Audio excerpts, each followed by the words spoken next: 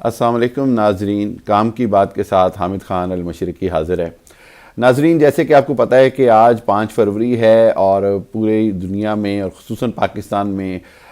مقبوضہ کشمیر کے مظلوم کشمیریوں کے ساتھ یوم یکجہتی کشمیر منایا جاتا ہے۔ اور اس دن کی مناسبت سے میں یہ کہنا چاہوں گا کہ یہ جو اس سال منایا جا رہا ہے اس کی خاص سگنیفیکنٹلی بہت امپورٹنٹ ہے، اور اس کی وجہ یہ ہے کہ مودی کے مظالم اور جو فاشسٹ انڈین گورنمنٹ ہے اس کے جو کشمیریوں کے اوپر مظالم ہیں وہ اپنی انتہا کو پہنچ چکے ہیں۔ وہیں ساتھ ساتھ کشمیریوں کی جانب سے اب مکمل طور پر مزاحمت کا آغاز دوبارہ ہوا جا رہا ہے، اور خبریں آ رہی ہیں کہ نہ صرف یہ کہ کشمیری مجاہدین اپنی آزادی کی جنگ لڑ رہے ہیں، اس کے ساتھ ساتھ طلباء، اسٹوڈنٹ، عام لوگوں، عام طبقہ ہے فکر سے تعلق رکھنے والے کشمیری عورتیں، بچے، لڑکیاں، اسٹوڈنٹ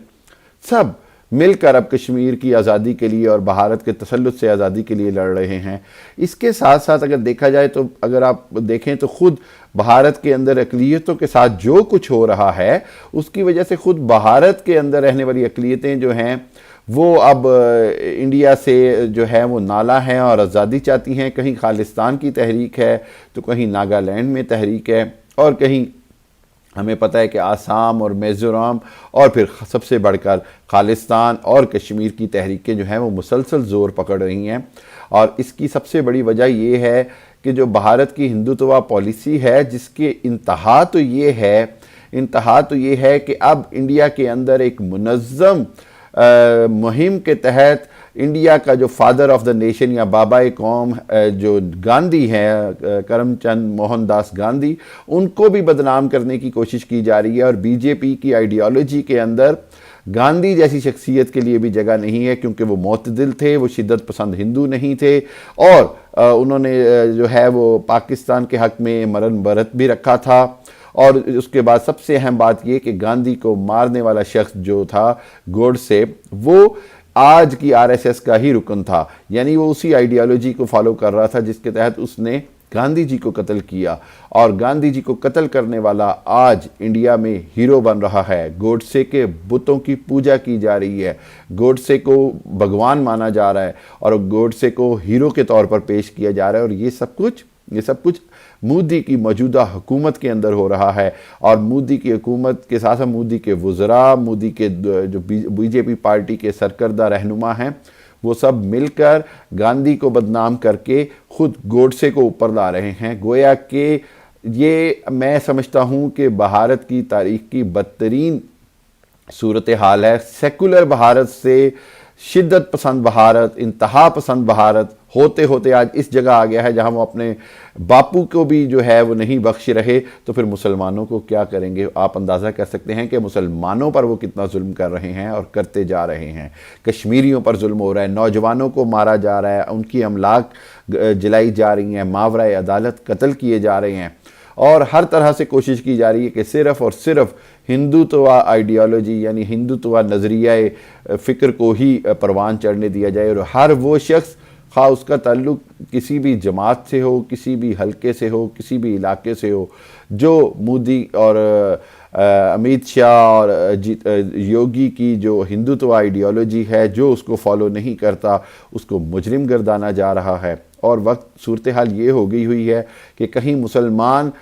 جو کامیڈین ہیں ان پر مقدمے بنائے جا رہے ہیں، چھوٹے چھوٹے کیسز کی چھوٹی چھوٹی باتوں پر بڑے بڑے مقدمے، غداری کے مقدمے قائم کیے جا رہے ہیں، اور کہیں نہرو یونیورسٹی کے طلباء پر حبیب جالب کی غزلیں گانے پر مقدمے کیے جا رہے ہیں، اور کہیں پر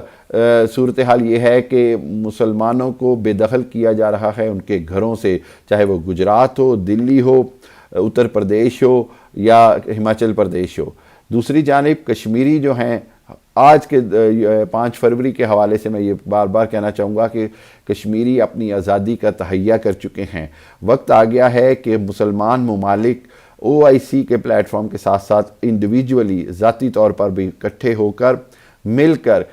کشمیریوں کی جد و جہد آزادی کو سپورٹ کریں، اس کی حمایت کریں اور دنیا کو یہ باور کرائیں کہ اب انڈیا کے مزید مظالم نہیں سہے جا سکتے اور انڈیا کا معاشی بائیکاٹ کیا جائے۔ انڈیا کا جو کوشش ہے 40 سے 50 لاکھ ڈومیسائل دے کر، جو وہ اس کی کوشش ہے کہ وہاں کا جغرافیائی اور وہاں پر جو مسلمانوں کی عددی اکثریت ہے اس کو ختم کیا جائے،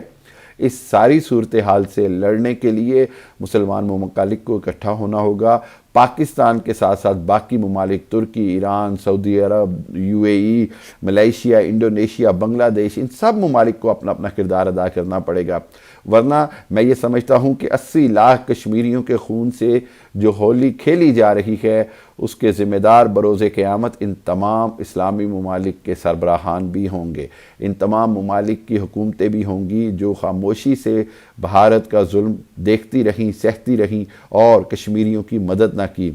5 فروری کے یوم یکجہتی کشمیر کے حوالے سے میں سمجھتا ہوں کہ اب وقت آ گیا ہے کہ یونائٹڈ نیشن، یورپی یونین اور تمام ہیومن رائٹس آرگنائزیشن مل کر بھارت کو ایک شٹ اپ کال دیں اور اس کے ساتھ ساتھ مسلمانوں کے اندر، مسلمان ممالک کے اندر یہ اب لازم ہو گیا ہے کہ وہ کشمیریوں کے ساتھ کھڑے ہو جائیں، ورنہ قیامت کے دن میں سمجھتا ہوں کہ یہ سب ممالک جو ہیں ان سب کی حکومتیں کٹہرے میں ہوں گی اور 80 لاکھ کشمیری اور وہ 1.5-2 لاکھ کشمیری جو جانیں دے چکے ہیں اور وہ لاکھوں ہزاروں عورتیں جو اپنی عزتیں لٹا چکی، ان سب کے ہاتھ ہوں گے اور ہم سب کے گریبان ہوں گے۔ خدارہ اپنے اپنے طور پر کشمیریوں کی حمایت کریں اور کشمیریوں کی آزادی کا ساتھ دیں،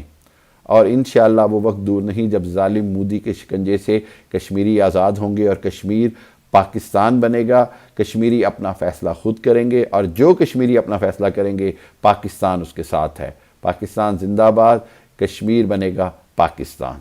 تھینک یو ویری مچ۔